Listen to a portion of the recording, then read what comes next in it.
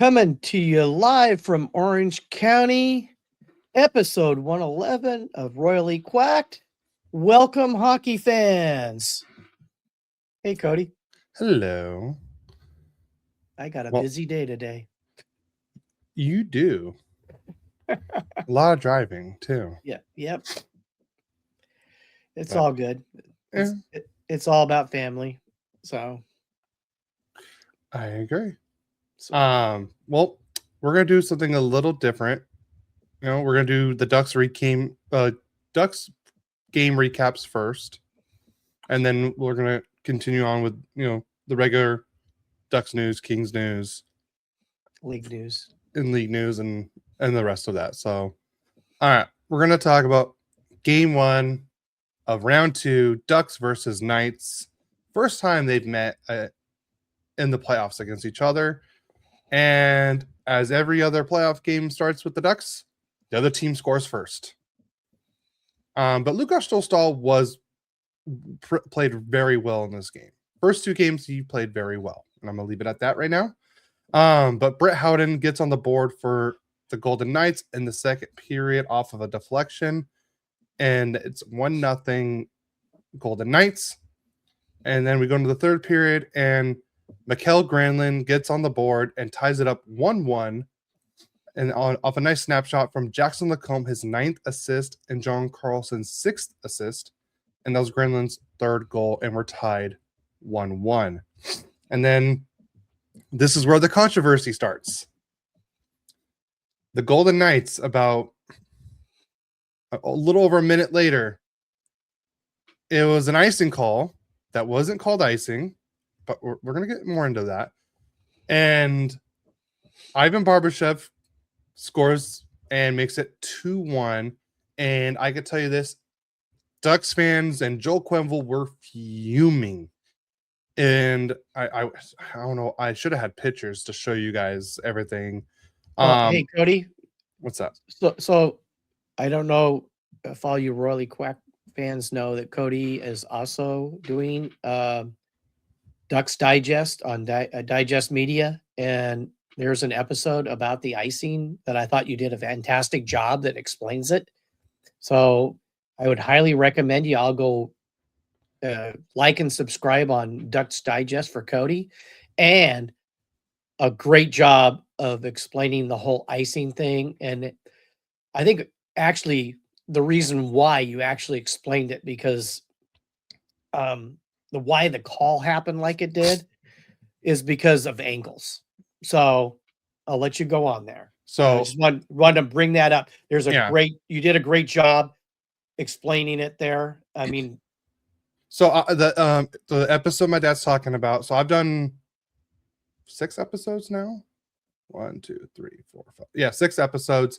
So it'd be episode that the NHL are screwing the Ducks. You'll see Gary Bettman on and Joe Quenneville on the thumbnail, and saying, that I can't really say because it's blocking my. All right, let's see if I can pull it up here. This is absurd. That's what it says on the thumbnail. So go, please check it out. Maybe I'll put the link in the notes and everything for people to go check out. The link in the notes. Like I said, you did a great job of explaining it and why it got called. And you can't really blame the official for it, because what he saw, Cody shows you in video exactly why he called what he did. Yeah. And not that it was right, but that just shows you angle means everything. Yes. And it does a lot in fishing. Yes. Like I said, we both officiated. We both know angle. They always say angle over distance. Yes. And like I said, when I saw the pictures, I'm like, okay, I can see it more now. Like I said, I understood the call. Because Dave Jackson even said, like, it looked like Eichel had a step, but it was the angle of where the linesman was that it's supposed to make that call. It did look like Eichel, had a step, but if you change the angle, he did not have a step on Lacombe. But at the same time, Lacombe stopped skating, but so did Eichel. But Lacombe, if you just keep skating, it's they're gonna call icing. Instead, he tried to slow down and then try to get in front of Eichel. It wasn't the right play for Lacombe. I will say, I'm not saying Lacombe had a bad game, but it was not. It was probably his worst of the playoffs so far. Yeah. Okay. But yeah, so that's all I'm gonna say on that. And then, so it's 2-1 Vegas, and then the Ducks pull their goalie, and then Mitch Marner gets his third goal of the postseason on the empty netter, and that's your game. 3-1 Vegas. They take game one in Vegas. Shots on goal. The Ducks, like I said, they completely outplayed Vegas in this one. Even John Tortorella said the Ducks were the better team. Only reason why they survived is a man named Carter Hart, and he's going to be mentioned a lot in this episode. But did outshoot them 34-22. Face-offs. Ducks barely lost the face-offs, 50.9 to 49.1. Power play, and we're going to talk about that. The Ducks were 0 for 4 on the power play, but they were also 2 for 2 on the penalty kill, which is good. Hits, 37 hits for the Ducks, 10 block shots, 17 giveaways, and 2 takeaways. And then your 3 stars of the game are Brett Howden with the 1 goal, Ivan Barbashev with technically the game-winning goal, and then Carter Hart with the 1 goal allowed and a .971 save percentage. All around, like I said, Carter Hart's looking like a Conn Smythe goalie right now. I'm gonna be completely honest. He is. So that's game one, and now we're gonna go to game number 2. Game number 2 really scared me in the beginning. And you're wondering why, Cody? They had 6 minutes and 18 seconds of consecutive power play time. That's because in that 6 minutes and 18 seconds of power play time, they didn't get a single goal, including an almost over 95-second 5-on-3. And the first power play they had just before that, they had 5 shots on goal, but didn't score. And then there was 6 seconds left, and then they took a delay of game penalty. The Knights did, and so the Ducks went on the power play again. And then just 20 seconds later, Jack Eichel got called for high sticking. It was a double minor. So the Ducks had a lot of time on the power play and got 0 shots on the power play after that. They had 0 shots on the 5-on-3 for 95 seconds. And they still had another 2.5 minutes on the power play after that and still 0 shots. Roscoe David on Instagram says Ducks will bounce back tomorrow night. And I 100% agree with that.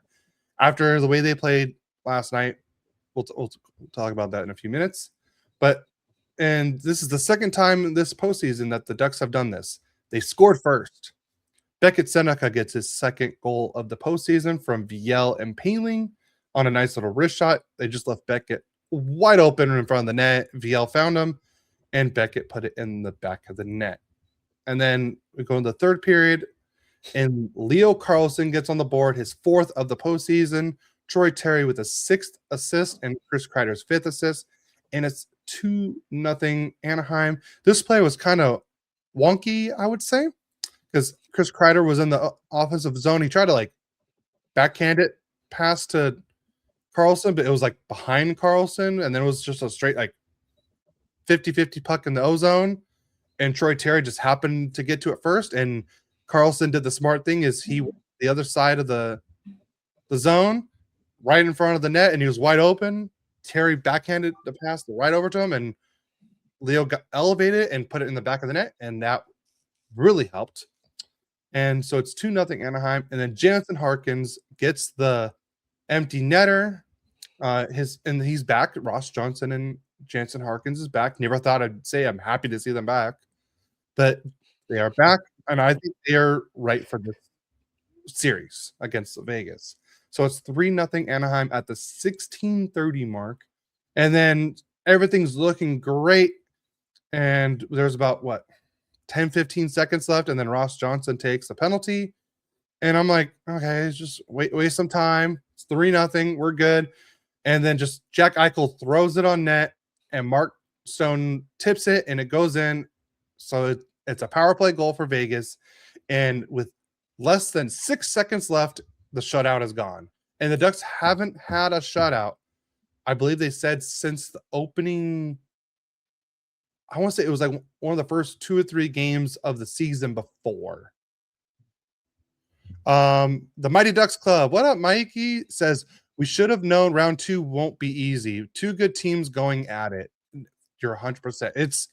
This series is going to be a lot different than Edmonton because Vegas actually can play defense. Well, the funny thing, Cody, is in game 2, Vegas looked old. They looked old and slow. And I mean, I'm going like, wow. I mean, I thought Vegas, with their veteran presence that they've seemed to always have, would really make the Ducks work. But the Ducks have really been making Vegas work, and they looked old in game 2. And I go, man, if they don't pick it up, this could be a quick series. So, I mean, that game 2 was a very much of a domination by the Ducks. I mean, whether you're a Ducks fan or not, wow, I got to tell you, I was impressed with that game. Yeah, the Ducks straight up dominated game 2. Like I said, everyone, like Dostal was great. It just sucked that I was so lucky. Like I said, I didn't say the S word. You don't say that.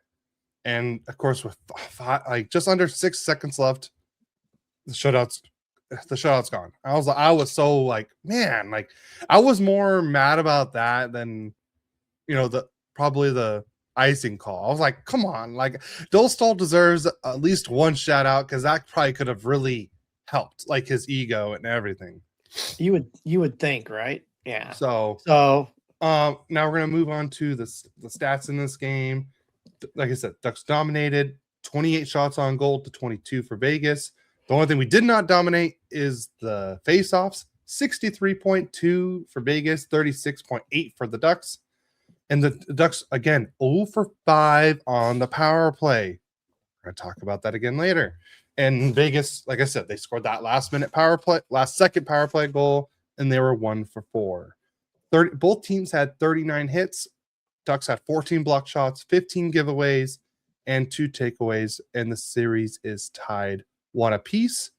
Your 3 stars are Mark Stone with the 1 goal. Somehow he made it just because he scored. Lukas Dostal with the 1 goal against and a .955 save percentage is your number 2 star. And then Leo Carlson is your number 1 star because he was all over the ice in that game. He was all over.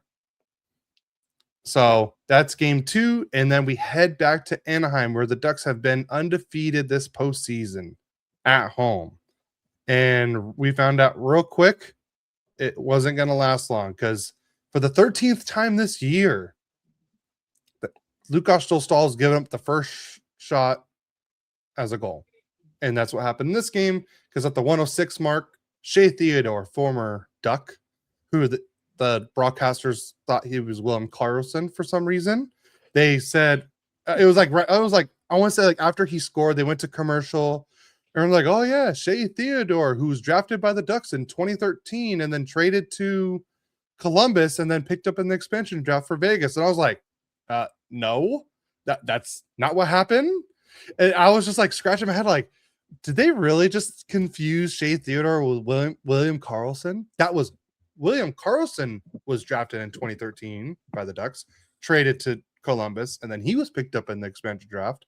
No, Shea Theodore was drafted. I don't remember exactly what year he was drafted. I want to say it was 2016. 2015, 2016. It was one of those two.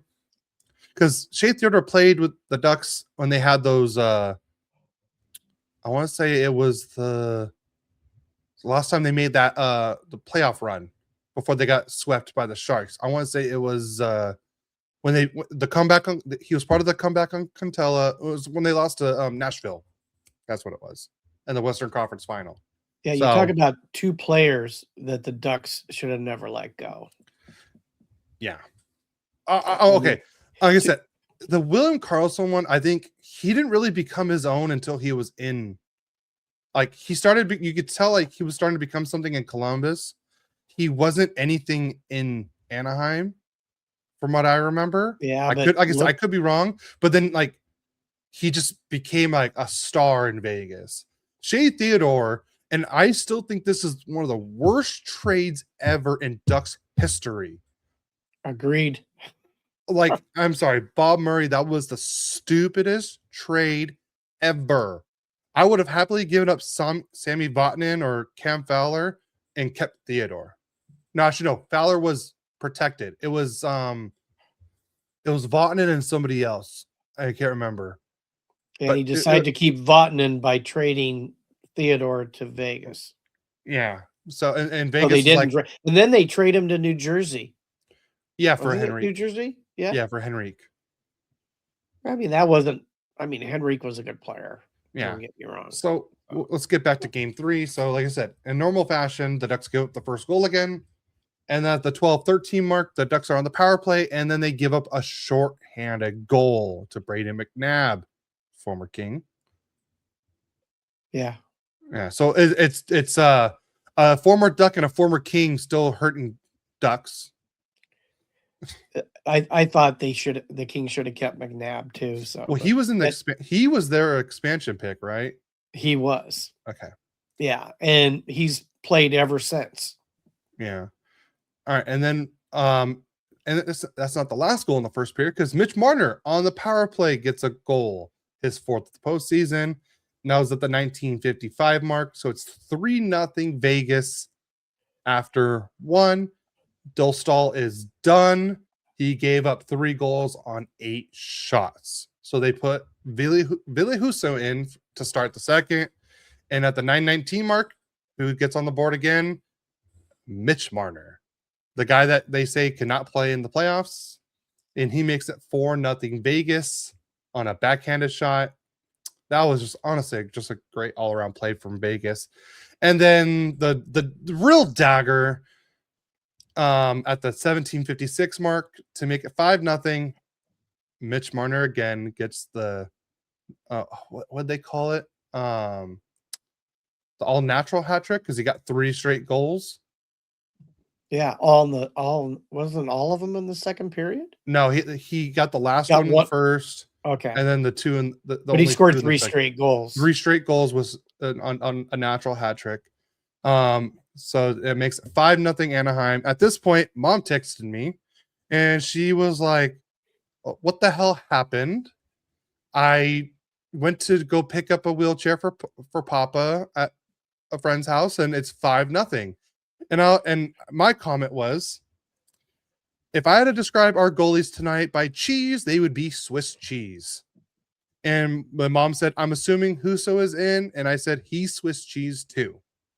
I'd say that more like shredded cheese. Shredded cheese. Think about it. And then that's not going to stop anything. Yeah. Chris in the Instagram chat says Ducks in 6. I agree with you. I really hope that. And we'll see it for my predictions later. But the Ducks finally get on the board with Mr. Beckett Seneca. We'll talk about him a little bit in the notes and the news for the Ducks. He gets his 3rd goal of the postseason. Alex Killorn gets his 4th assist and Granlin's 5th assist, and it's 5-1 Vegas. And then Chris Kreider gets on the board at the 15:09 mark on a snapshot, his 2nd of the postseason. Troy Terry's 7th assist and Leo Carlson's 6th assist.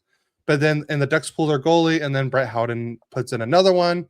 So it ends up being 6-2 Vegas in game 3. The Ducks lose their first home game of the postseason. And now the Ducks are down 2-1 in the series. Cutter Gaudier fan 61 says Cutter needs to score next game. I agree. He hasn't scored once in this series. He needs to get going as well. But we're gonna talk about that later. And if not, I will break it down on Ducks Digest because it is a daily podcast. So I'm gonna try and do Monday through Friday as much as I can. I'm gonna probably do some weekend ones, but subscribe to that one and you'll get notified on that. So, but now we're gonna go into The stats, the Ducks still outshot Vegas 33-28. Again, the faceoffs, 56.9 for Vegas, 43.1 for the Ducks. Ducks were 0 for 2 on the power play, so a total of 0 for 11 in 3 games after going 8 for 16 against Edmonton. And I was like, I knew the Ducks weren't going to continue this 50% power play percentage. I knew they weren't. But we got to score on the power play. We have to. Vegas was 1 for 3 on their power play. The Ducks had 53 hits, 6 block shots, 8 giveaways, and 4 takeaways. But you want to know the big difference in this game? 20 block shots for Vegas. Ducks only had 6. That's a big difference. The Ducks need to start blocking more shots and start getting pucks, their shots through. Because I said, Vegas, I already knew this going in. Vegas is much better defensively than Edmonton was. Much better. But they have to step it up. So now the Ducks are down 2-1. Game 4 is tomorrow on Mother's Day. Happy Mother's Day to all the moms out there, by the way. Yes. The game time is at 6:30 p.m. Pacific Standard Time. And then game 5 will also be on May 12th. I believe that's Tuesday. Yeah, Tuesday. And it'll be back in Vegas. That's also a 6:30 p.m. Pacific Standard Time. Adam says, yeah, we went from an 80% power play in one series now down to 20.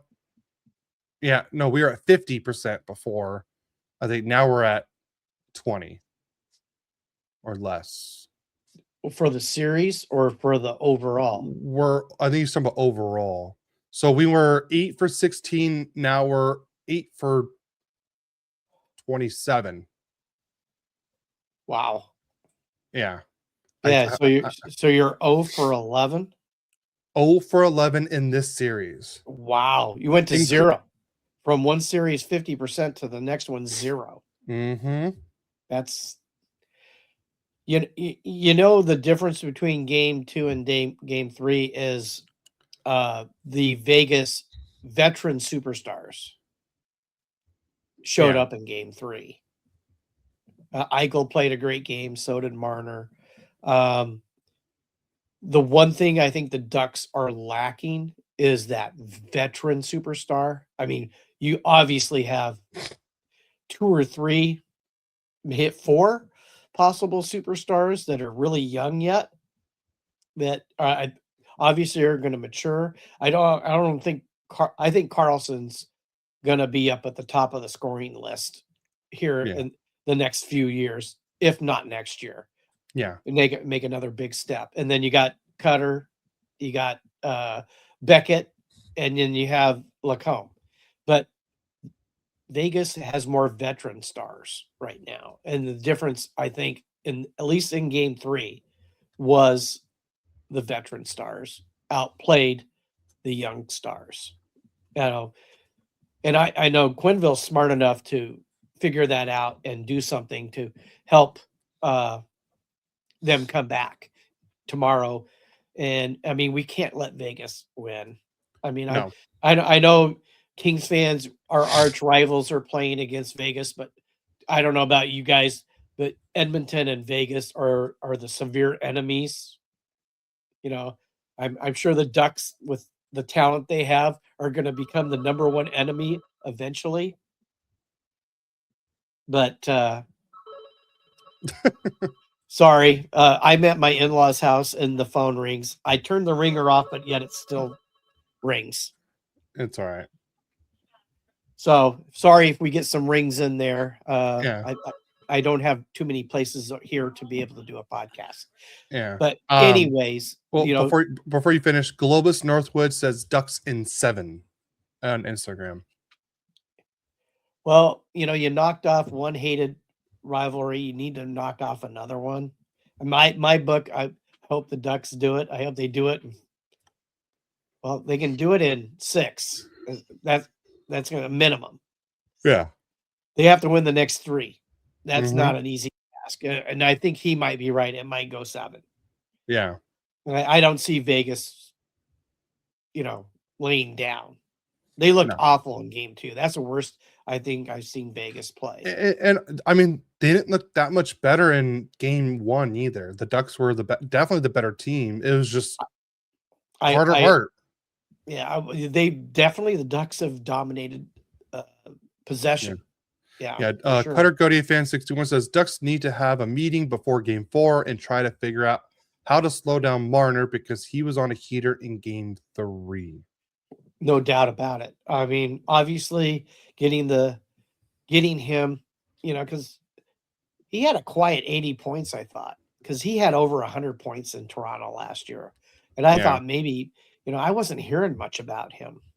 Yet, I mean, 80 points is almost a point a game. That's a really good player. We all want some point a game players. And obviously he took serious people talking about not being a playoff guy because he definitely showed up in game 3. So we'll see what happens. Well, let's go to Kings news. We'll change it up for a little bit. Okay. Well, we've been talking a lot about the Ducks. Yep. As far as the Kings, obviously, we know we're already out of the playoffs.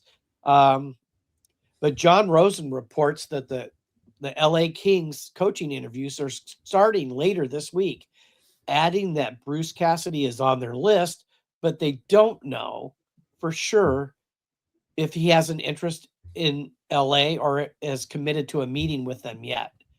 I would hope so because he's a great coach. But who knows? Maybe they're going to come up with some guy you never heard of who becomes the next great coach. That does happen every so often, So I don't know. I would put my hat with Cassidy myself just because of what I know about him. You definitely want someone in that is willing to do some retooling because I think it's going to be a few years unless we make some huge splashes in free agency. I don't think trading is going to get us back to being a Stanley Cup champion again. It's going to take 2 or 3 more years minimum for that to happen. On other news, Kevin Fiala was progressing so well in rehab that they thought if they made it to the second round, he might be able to join sometime during the second round. So he's doing really well with his rehab. Definitely ahead of schedule. I think he would have made a difference at least getting a victory, 1 or 2 maybe victories against Colorado, having him another scoring opportunity. I don't think we would have taken Colorado even with Fiala because you talk about they're the best team in hockey.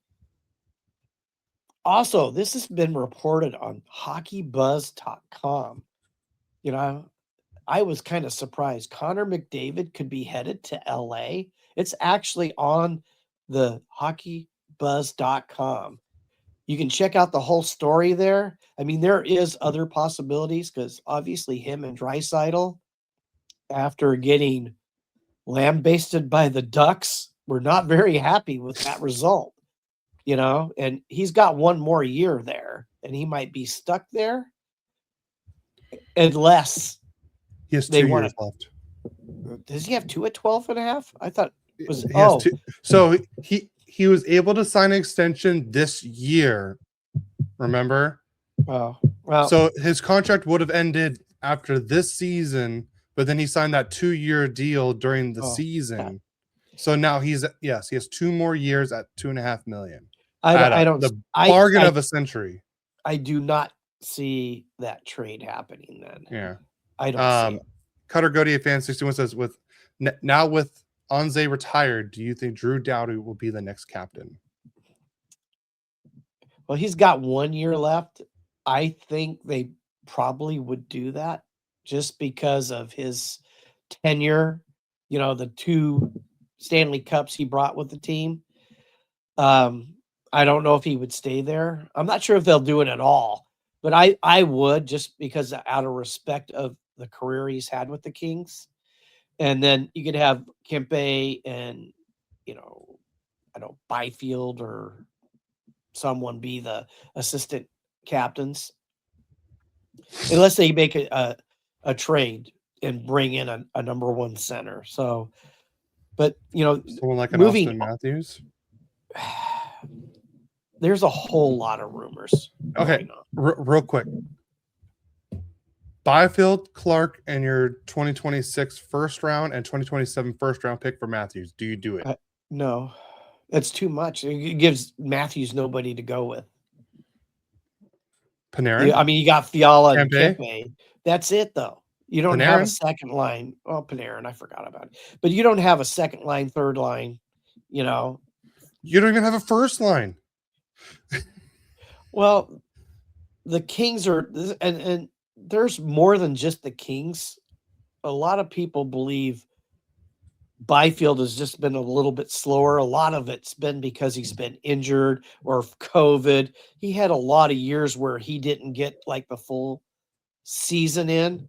Then they're thinking that once Kopi, the number 1C forever, is gone, then he might be able to take that mantle. Yeah. Is it going to happen? I don't know. Would I like to see it happen? Absolutely. He's a great kid, and he plays excellent defense. He shut down McDavid completely in the last game they played the Oilers and beat the Oilers 1-0. How many teams shut out the Oilers? Yeah. So there is hope there. But moving on, even at the trade deadline, there was a whole list of names that came out. And I'm just going to go over a few of them. And I'd really like to hear what you guys think. I mean, these are the list of rumored trade targets during the trade deadline this year. Elias Patterson from Vancouver. Robert Thomas. Pedersen. It's supposed to be Pedersen. Oh, it is Pedersen. Obviously, that got corrected by autocorrect when I typed that up. Didn't catch it. Thank you, Cody. Robert Thomas from St. Louis. Vincent Trocheck from the Rangers. And even Stamkos from Nashville. Now, could I see somebody, maybe you might even get an older Stamkos for maybe a minor player and a draft pick that can come in and score goals for you, because we definitely need somebody to score goals. So, anyways, I want to know what you guys think. What do you think the Kings need to do in this next season to become at least somewhat competitive? I mean, are we going to stand still and just bring people up? Do you think a trade needs to be made, or do you really think, here's the big one, LA finally jumps into the free agent market and picks up, one of the top 2 or 3 free agent? It's not a pretty free agent class. I know, but even somebody who can score goals. Alex Tuck. There's a lot of guys that can score goals. Yeah. You don't need a 50-goal scorer. Somebody who scores 20 or 30. Yeah. What was the guy from that? Did Buffalo pick him up? McCann? He had like 30 goals. That was Seattle. Are you talking about Bobby McMahon? Yeah, he scored like 30 goals this year. How many Kings scored 30 goals? Adam has some advice for the Kings. Quit. Just quick. That's the best move for them. Yeah, wow. All right. Out of those four, who do you want the most? Out of those 4? Yes. Because, all right, before you answer, Elias Pettersson, you may be able to get at the best deal out of all of them, but you don't know what you're getting. Robert Thomas is probably be the most expensive one, but probably the best one. Vincent Trocheck is great, but he's not an offensive threat. He's more of a two-way guy. He'll cost you a lot, just not as much as Thomas. Stamkos is older, expensive, but he will score goals if you get him the puck. And I think he'll probably be like the 3rd most expensive on that list. I think Pettersson he needs a new start somewhere. Yeah. He's scored 100 points in Vancouver. But Vancouver has had nothing but toxicity over the last few years. Obviously, they traded players away, yeah, and they were awful. and they didn't even get the first pick in the draft. Yeah. You We'll know, talk about that. Well, Cutter Godier fan 61 says, I think a big trade needs to happen. They'll probably look and see who's available. Yeah. Well, I would say Pedersen would be the guy. I think he would be the cheapest, and he probably has the biggest upside from where he's at right now. But So he they also might has the get- highest cap hit out of all of them. Yeah. Well, you know, sometimes you got to take a chance. But, Yeah. you know, I don't know. A trade isn't going to get us very far because we have to give up something for it. Yeah. So, but that's Kings news. Please let me know, fans, what you think, who we should do, what should we do, how should we do it? I mean, I think a retool is what we're going to do. It's not going to be a blow up and start over. Nope. I mean, they got some young talent. So, and they got some goalkeepers coming up that could be Vezina Trophy winners, 2 of them. So I'm sorry, but they need to trade at least one. they probably will. I don't know who they're going to go with. They'll probably trade one and get a guy who can score goals eventually. Yeah. But I still think they're at least a year or 2 away from being up with a big top team yet. All right. Carter George for Connor McDavid straight up. Yeah. Who? All right. You'd make that trade. No, because I don't want to see McDavid on the Kings. I'm just saying. If you I could was trade, if I was, I would do it in a heartbeat. Yes. yes. Thank you. All right. Ducks news. Let's do it. All right. So some good news. Beckett Seneca is a finalist for the Calder Trophy. I think we all saw this one coming.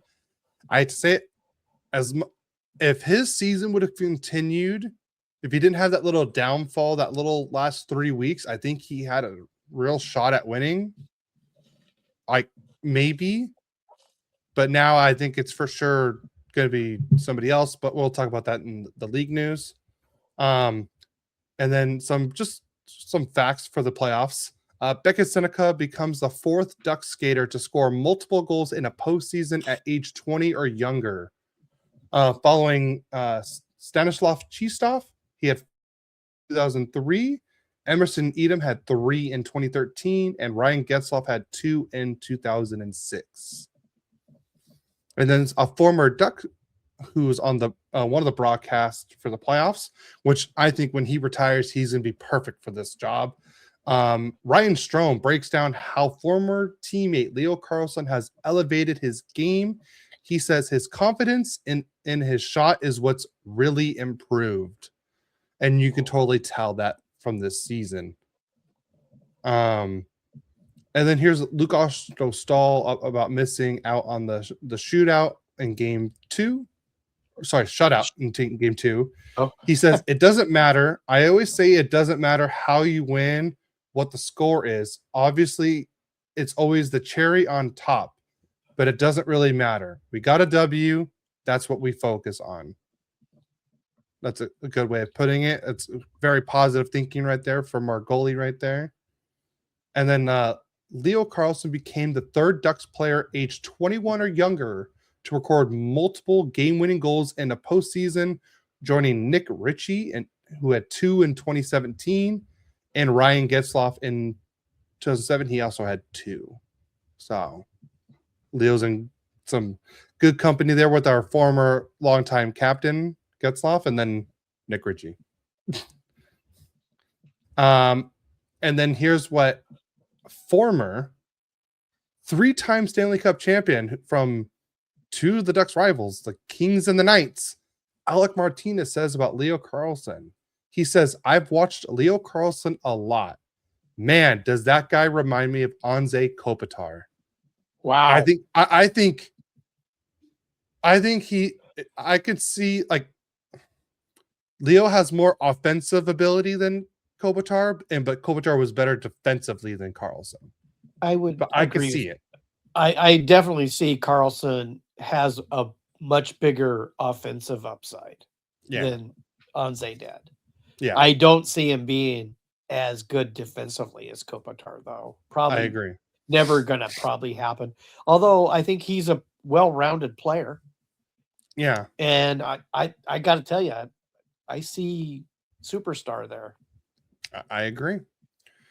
And here's Troy Terry about the Ducks, so far this postseason. He says the whole experience is just kind of bringing us all together.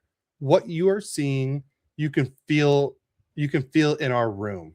So like they're all clicking together, they're all getting along.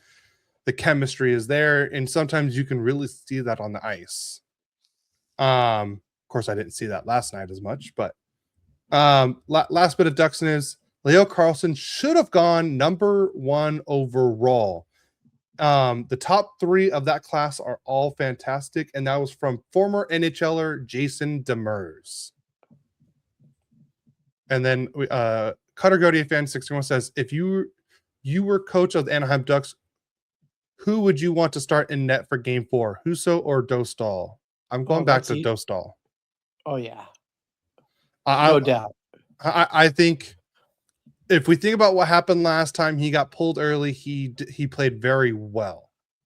The next game, yes. Because so I believe, if I'm remembering this right, he got pulled in Game 5 against Edmonton, and then they put him back in net for Game 6, and he gave up only two goals, and was very good in those 2 goals. And then he ended up having another 2 good games after that. So I'm going back to Dostal. All right, ready for league news? I am. All right, you start. The Toronto Maple Leafs have officially named John, is it Chayka? Chayka, the team's GM, and Matt Sundin has been hired with the title of Senior Executive Advisor of Hockey Operations. So Toronto's definitely trying to get into a new direction. Yeah, a lot of controversy there too.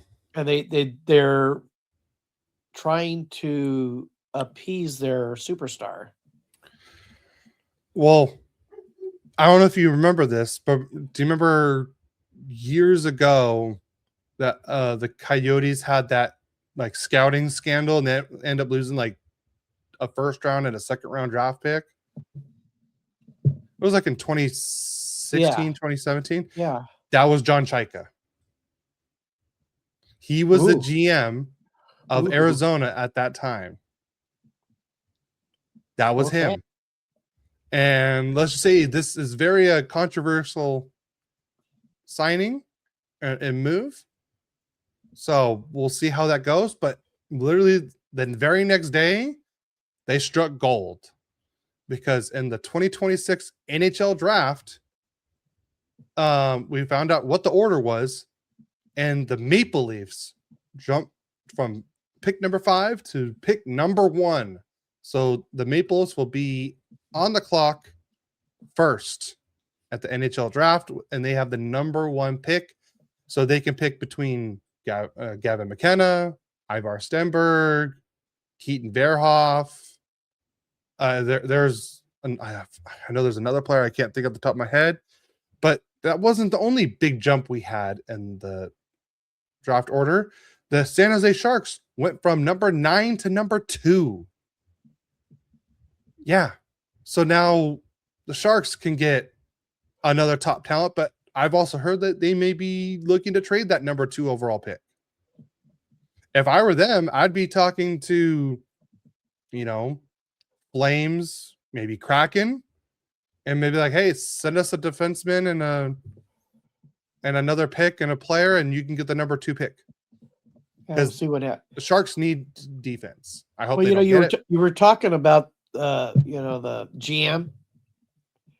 The Ducks hiring Quenneville was quite controversial to start with because of the whole thing with Chicago. Well, I think what built it up more was because it's Toronto. True, but still, look what Quenneville's done for the Ducks. So maybe this guy will be magic for Toronto. Who knows? Well, also when John Chayka was the GM of the Coyotes, he was 26 years old. now he's, 10 years later, he's what, 36, 37, married, has kids, a lot different now. True. So, but here's We the will rest of the draft We will order. see. Yep. So the draft order will go Maple Leafs 1, Sharks 2, Canucks drop from number 1 to number 3. Blackhawks get the 4th pick, Rangers 5, Flames 6, Kraken 7, Jets 8, Panthers 9, Predators 10, Blues 11, Devils 12, Islanders 13, Blue Jackets 14. Blues get the 15th pick. That's from Detroit. And then the Capitals would get the last pick right there at number 16 until the playoffs are officially over. All right. Now our Masterson Memorial Trophy finalist, Rasmus Dahlin from the Sabres, Gabe Landeskog from Avalanche, and Jonathan Toews from the Jets. Who do you pick, Cody? Rasmus Dahlin. He's had a good year. Well, after his wife had the heart complications, and I think they lost their child when she was still pregnant too. So I'm going with Rasmus Dahlin on this one. Yeah, good. Give him some good vibes. Yeah. Calder Trophy finalist. We have Ivan Demidov from the Canadiens, Matthew Schaefer from the Islanders, and then, like we already said before, Beckett Seneca from the Ducks. Who's winning? Probably Schaefer. Yeah, I agree. I hate to say it, but yes, you're right. I mean, he's a teen. I mean, a young teen still. Yeah, he played well. I was shocked how well. No, like I said, I'm fully on board with Schaefer winning. If I had to put money on it, I'm going Schaefer. I think he's probably gonna win it. Yeah. Although Beckett has been a nice run at it, though, I thought. Yeah. So I guess I'm Selkie, huh? Mm-hmm. So the Selkie Trophy finalists, as voted by the PHWA, Nick Suzuki from the Canadiens, Brock Nelson from the Avalanche, and Anthony Cirelli from the Lightning. We're actually going to get we're going to get a new Selkie winner this year, because it's been the guy from Florida, right? Like last 2 or 3 years. Of course, he'll be back next year. Yep, and I think this is an easy winner too. It's going to be Suzuki. Yeah, Canadians are tough. Yeah. All right. Who's your pick for the Selkie? I would probably say Suzuki also. Yeah. I mean, these first 3 are kind of easy. Next up, we have the Norris finalists. We have Rasmus Dahlin from Buffalo, Cale Makar from Colorado, and Zach Werenski from Columbus. I think this is another easy one, but I honestly, and there's one player I would have taken off and put another one in. Okay, who's that? I would have taken Cale Makar out and put in Moritz Seider. Okay. That's the only difference I would have done. Or if not, then Quinn Hughes. But I think if Quinn Hughes was on the Wild to start the year, I think he would have been easily a finalist and probably number 2.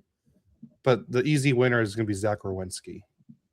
He's had 2 great seasons in a row. Yeah.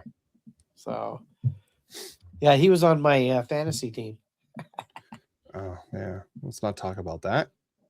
And then we have the Hart Trophy finalist, right? Mm-hmm. That's you? I just read the Norris one. Okay. Nikita Kucherov from Tampa Bay, Nathan McKinnon from Colorado, and Connor McDavid from Edmonton. No Celebrini, huh? No Celebrini. So who would you have taken out to put Celebrini in? I don't know. That's tough. They're all great players. I would have taken out. I hate to say, I would have taken out McDavid. I mean, because he led the league in scoring once again. Yeah, McKinnon had the most goals. That's not what the Hart Trophy is. It's who's most valuable to their team. And Yeah. like I said, I would have taken either Nathan McKinnon or Connor McDavid at one of those two. But like I said, I understand why they are in. They were definitely the best two in the league. Nikita Kucherov, I understand why he's in there. He was by far the best player on his team, and they probably wouldn't been where they're at without him. But I mean, for Macklin Celebrini to have what 47% of being involved with 47% of the goals Yeah. for the Sharks, and the main reason why they're there, he as a teenager, he broke a Sharks most points in a season record by Joel Thornton. I mean, come on, and we saw what he did in the Olympics too. It's not like he just did that with the Sharks. He was one of the best forwards in the Olympics. I'm shocked that Celebrini. I wasn't predicting Celebrini to win, but he should at least been a finalist. And honestly, I wanted him to win. Yeah, I could see that. I think Kucherov might win it though. I could see Kucherov winning it, but it's probably gonna be McKinnon just because it was Colorado and they were the President's Trophy. Well, he led the league in goals. Yeah, that too. You know, and they definitely picked it up from what they did last year. Yeah. You know, as far as they were just incredible. Yeah. And thinking that they lost Rantanen. It is funny. I think that trade worked out for all three teams with the whole Rantanen thing. Yeah, actually, I think Colorado's chemistry is better without him. Yeah. I mean, the chemistry, it's what wins cups. Yeah. So. All right. The NHL officially informs teams of the 2026-2027 salary cap and payroll range. The floor is at 76.9 million. The midpoint is at 90.4 million. The highest you can go in the cap is 104 million. So that's up from, I think it's 8.5 more million this year than this season. And the maximum salary for a player to make is a season is 20.8 million. That means the teams can spend more money, hopefully get better. What is the cap hit? What is it at? I think it was 95.5, right? I thought it was 97 something. I thought it was 95.5, but I guess I could. That's a guess. I don't know. But I'll just move on. The PWHL has announced that Detroit will host an expansion franchise, the league's 9th team, beginning in the 26-27 season. The team will play at Little Caesars Arena, home of the Red Wings and the Pistons. That league is definitely just taking leaps and bounds. It's some fun hockey to watch. The girls play a great game. I try to watch hockey whenever I can, and it's fun to see the girls playing hockey. And there's supposed to be more on the way. They're talking. I also heard that San Jose could be another location. There's supposed to be like three new teams, including Detroit. So it'll be Detroit and then 3 more teams. Yeah, they got to get one in LA, right? Eventually, or Anaheim, or Orange County somewhere. Yeah, because I mean they do have teams in Vancouver and Seattle, so they're going to need more West Coast teams. I didn't see this before, but Cutter Godier fan says I'm shocked that Macklin did not get picked for the Hart. And also on the Instagram chat, Colin Vandermotten, I hope I said that right. Any thoughts about the Sharks getting the second pick? I think they're trading it, to be honest. I could see them getting someone back and then maybe moving back in the draft, or just using it to get a star player. So I could see a team wanting, depending on who Toronto takes. all right, so if it's the right player, there might be a trade already set up where, the team wants the guy from Sweden, or if it's McKenna. Would you do for either team? I think the Sharks have two picks in the first round. if you were the Sharks or the Maple Leafs, would you do Austin Matthews for the number 2 overall pick, and then whatever pick the other first round pick is, and William Eklund? So San Jose will get Austin Matthews, and Toronto will get the number 2 overall pick. So they have back-to-back picks in this draft, and then another pick later on in the first round, and William Eklund. Would you do that? Well, I don't think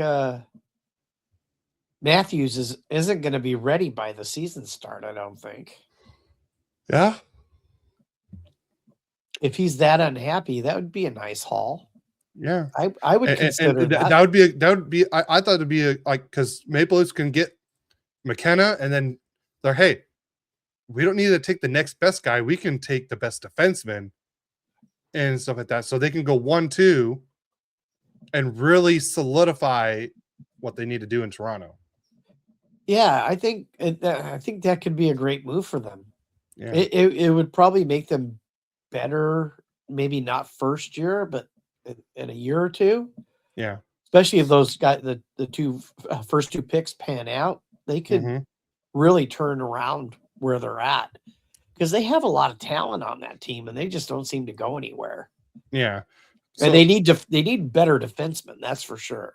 Yeah. So Colin on Instagram, it seems like he's a Sharks fan, because he was on the asked about the second overall pick for the Sharks. He said that would be smart. We need a defenseman, not another star forward. He was saying, like, trade the second round pick, move back, but get a defenseman in that trade while also moving back. And they also said we just need a defenseman, but obviously we would always take Matthews.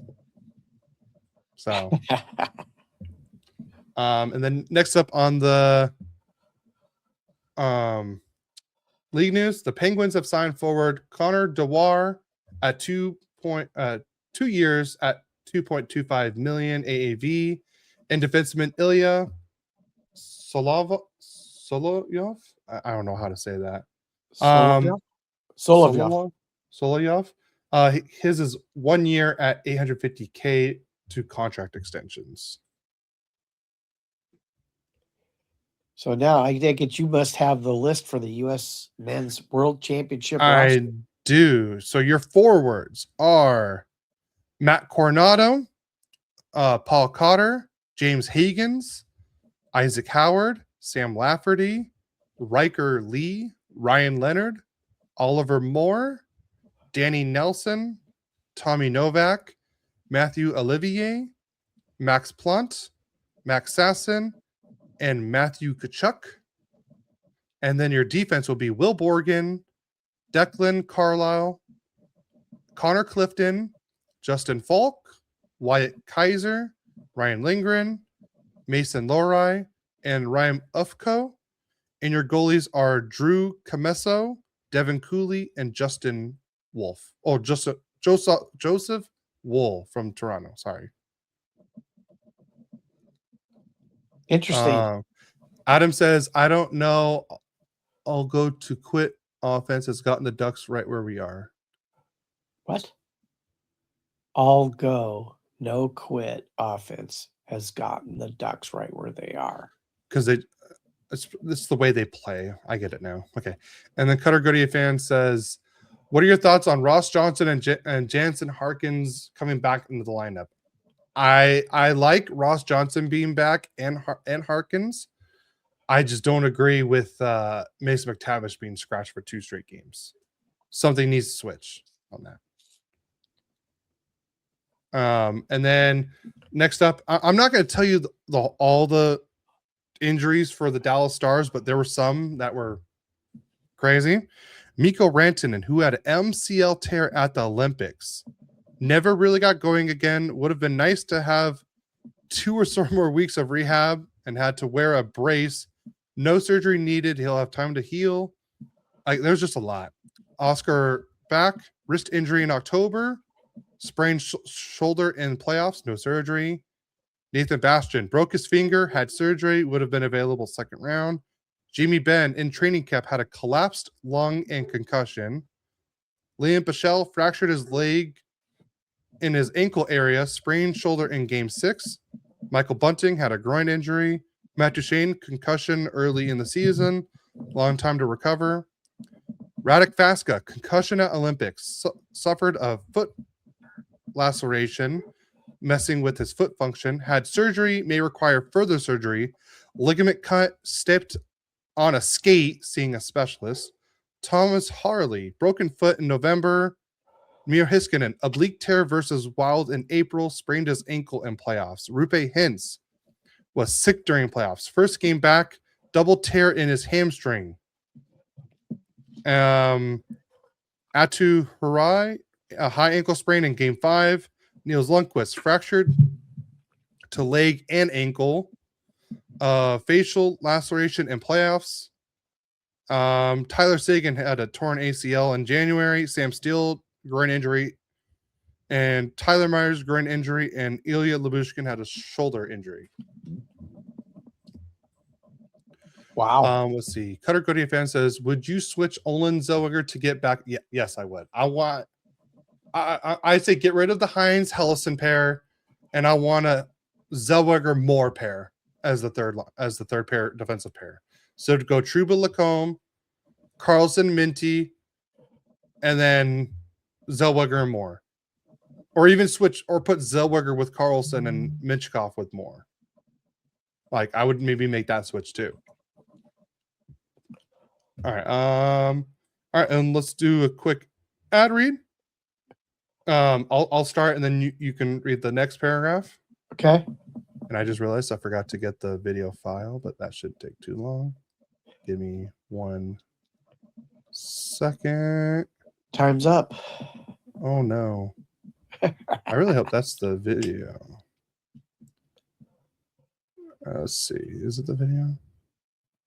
It is. All right, cool. The Stanley Cup playoffs are here, and DraftKings Sportsbook, on the official sports betting partner of the NHL, has a new customer offer.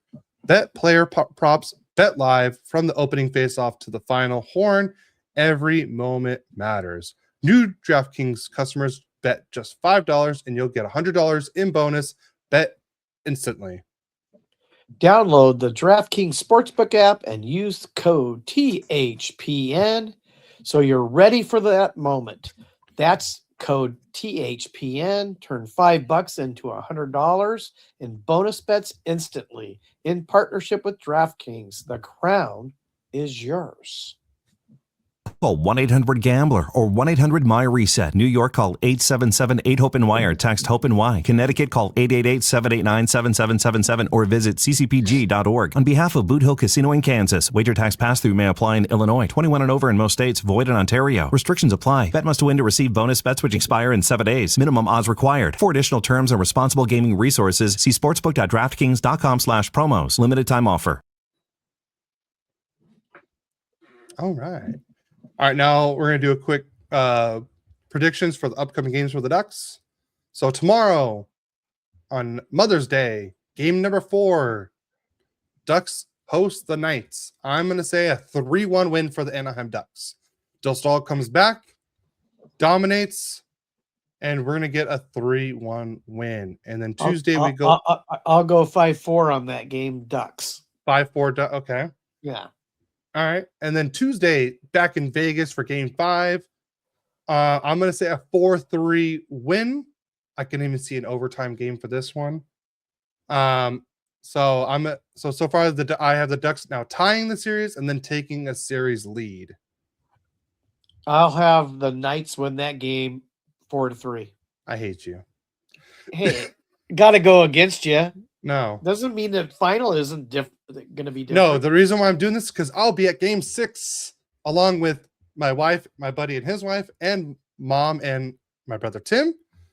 So Thursday, Ducks host the Knights again, and I'm going to say a 4-2 win, and the Ducks win the playoff series in 6 at home. I have them winning 6-4, going to games 6-4. Wow, going you're going picking back to high scoring Vegas games. I You're- think they're going to find their offense, and by doing so, they typically they don't score a lot of goals and then just shut out the other team.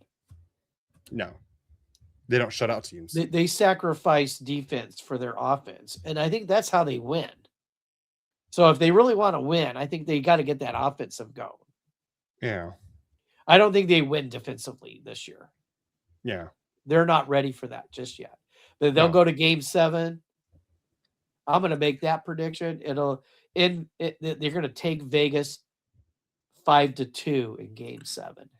Well, we'll see if it gets that far. They'll be on the next. Hey, I just threw it out there for now. I could be wrong. It's okay. Yeah. I've been wrong before. True. So now we're gonna go do a quick playoff recap. I got it right here. So we already knew, Colorado swept the Kings in 4 games in the first round, but we didn't talk. I totally forgot to talk about the playoff recap last week. It's my fault. But the Minnesota Wild finally broke their curse and losing in the first round, and they defeated the Dallas Stars in 6 games. So that's it for that one. And then we already knew Vegas obviously beat Utah 4-2 because they're playing the Ducks right now. We already knew the Ducks won because we already talked about that. So we're going to move on to the East. Buffalo defeated Boston 4-2 in that one, and now they're playing against Montreal, which I predicted that one. Montreal defeated the Tampa Bay Lightning 4-3 in that thrilling 9-shot goal or 9 shots on goal game for Montreal, and they won 2-1. 9 shots on goal. That's all they had. Yeah, that's not much. Mm-hmm. And we already knew Carolina swept Ottawa, and then that was an obvious one. And then Philadelphia beat the Pittsburgh Penguins 4-2 on that one.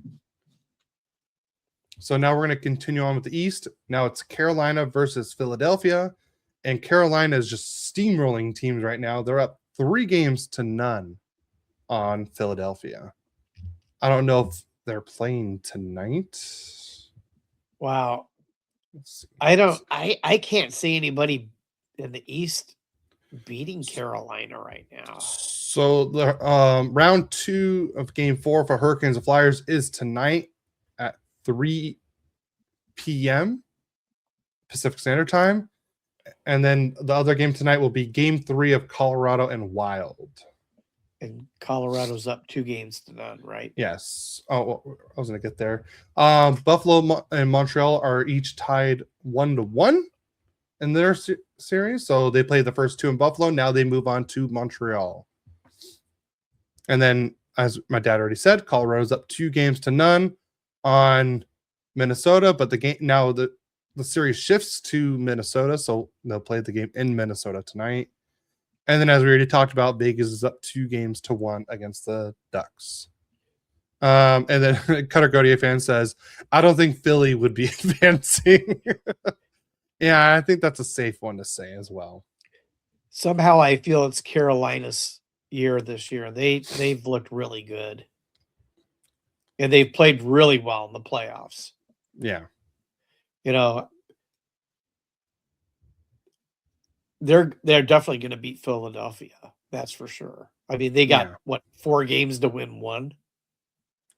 Yeah. Or no, 4 games to win 1. Yeah.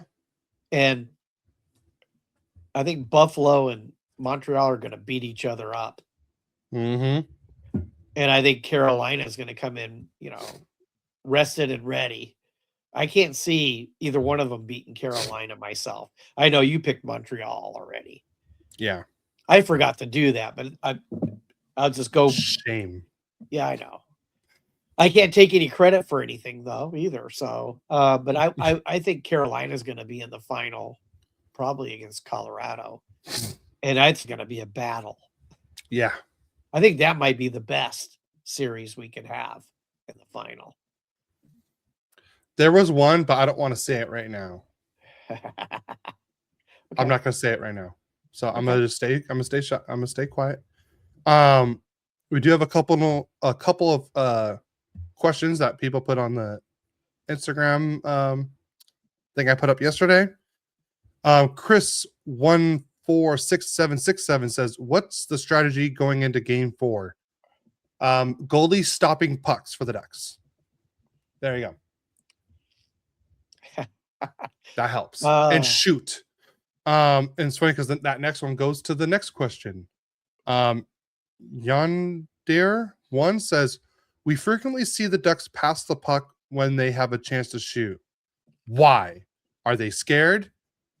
Probably. I don't understand. They have so many chances to shoot. And it's funny, I didn't even talk about in Game 1 the amazing play Leo Carlson did, and right to Lacombe, and Lacombe had a wide open net and didn't shoot. I didn't even talk about that. So, piece of advice: shoot the puck. Mama Quack. She's in the bedroom watching the game. I'm usually in the family room watching the game. And this is what I hear: shoot the puck, shoot the puck, shoot the puck. Yeah. Constantly. Shoot the puck. Come on, guys. Shoot the puck. So Mama Quack says, shoot the puck, boys. Listen to her. You might score more goals. So I'm trying to find something real quick. So was this Game 2? I think this was the Game 2 lineup. Or Game 3 lineup. Yes, it's shoot the puck. Steve Marlott says on the Instagram Live, "Should there be any changes to the lineup?" Yes. So this is what I'm doing right now. And I might change my mind in 5 minutes, but we'll see. I'm going McTavish, Carlson, Terry, Killorn, Granlin, Seneca. I'm doing a Paling, Kreider, Johnston. And then the last lineup, I would do Harkins, Washi, and VL.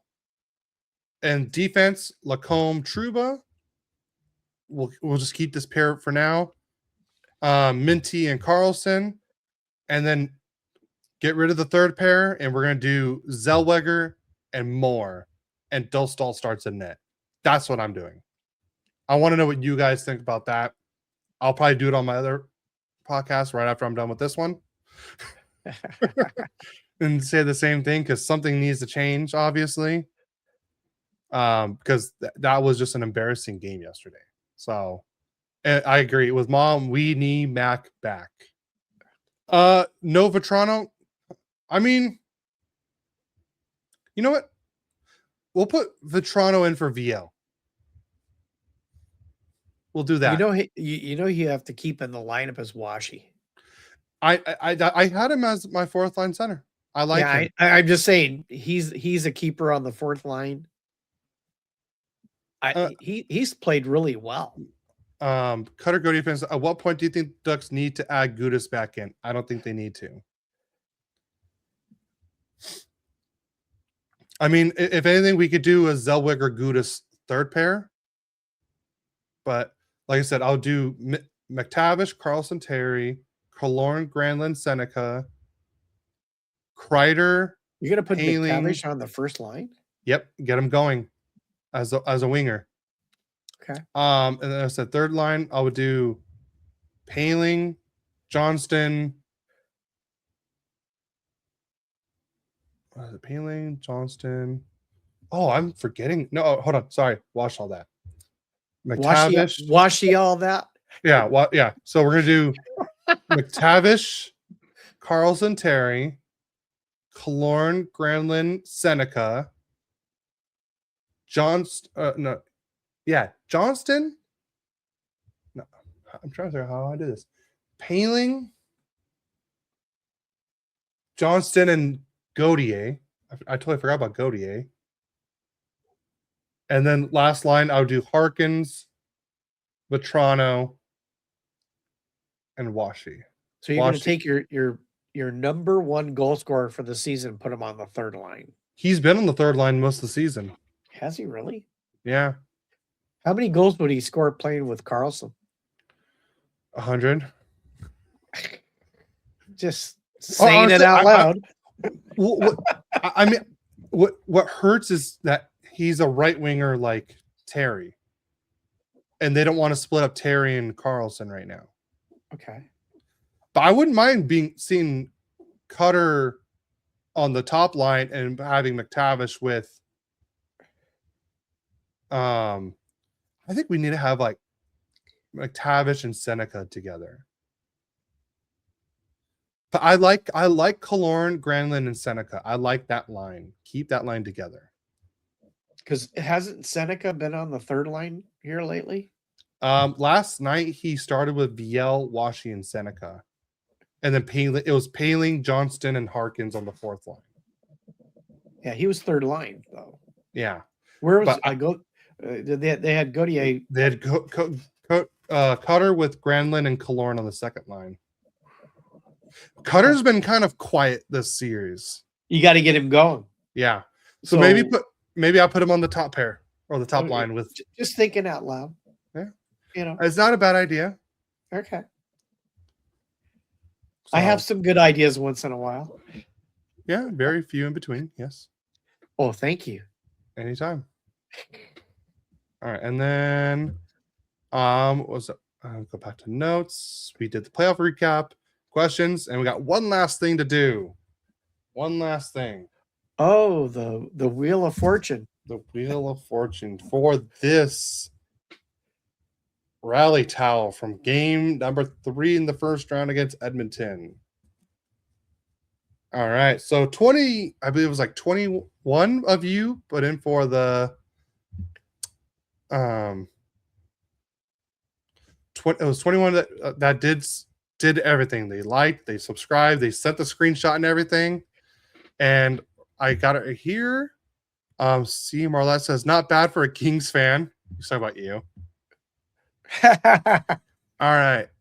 For some reason, not letting me add it to the stream, but let's see. I'm gonna try and do it right now. And I'm spinning it, and we're gonna see who the winner is. It is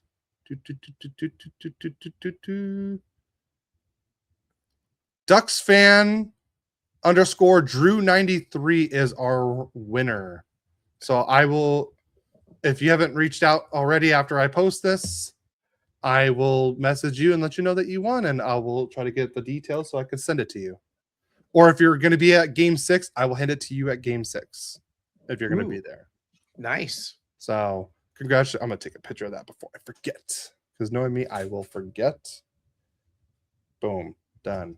So congratulations to Ducks fan Drew _ Drew93. Awesome. So there's our winner. I like all the rally towels they're coming out with. They look really cool. Do you see the one from last night?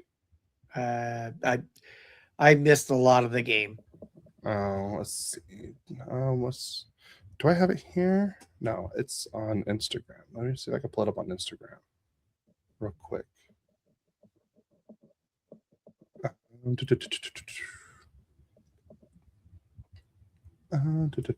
Sorry, because I know one guy posted it. Do we need a drum roll? No, I think we should be good. So I'm gonna just. Oh, that sounds very weird. It's a drum roll for you. Instagram. Here it is. So I don't know if you're gonna be able to see it. So you have, right here you have game 3. I don't know if you can see. You can't see my thing. Game 3 at the bottom left. And then game 4, game 6. And then here was the new one, Fear of the Flock. Oh, there it is. There's my cursor. So yeah, like I said, I got cursor. So I have that one. I got this one now.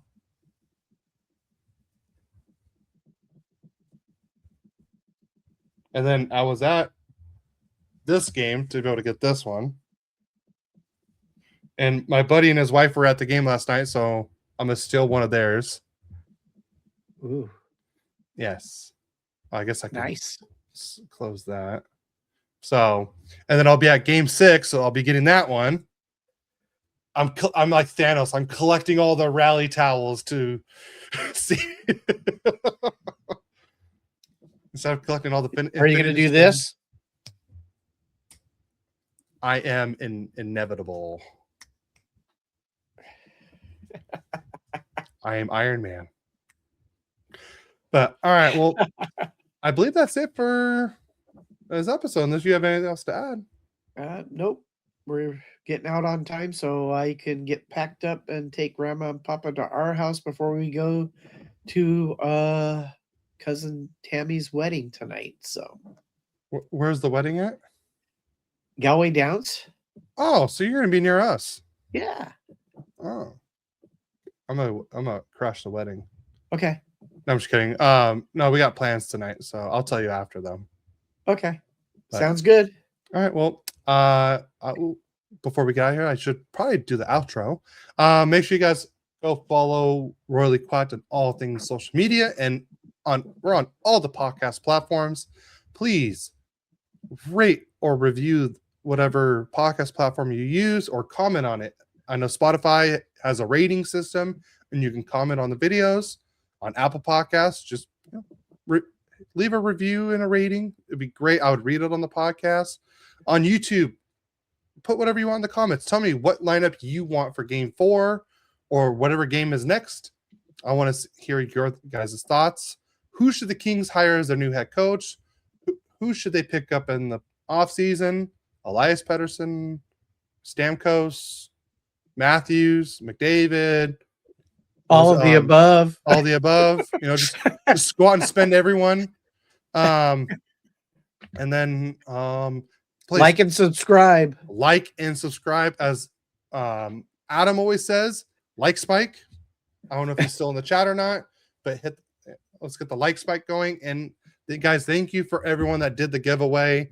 It really helped us out getting those extra 20 subscribers. And also, if you want daily Ducks content, head over to Ducks Digest, where you'll hear me 5 days a week. You probably don't want to hear my voice 5 days a week. I don't blame you, but please, it would help out tremendously there as well. I'm having fun doing it. I guess I just really officially started it this last week. I've already done 6 videos, and as soon as we're done here, I'll be doing video number 7. So on that, you have anything else to add? Yeah, just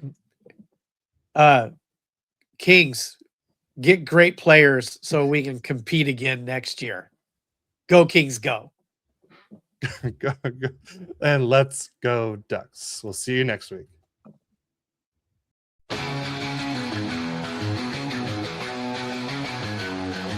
A father and son, a bond so strong, talking hockey all day long. Royally Quacked, their podcast show, sharing stories, highs and lows. From the Kings to the Ducks they go,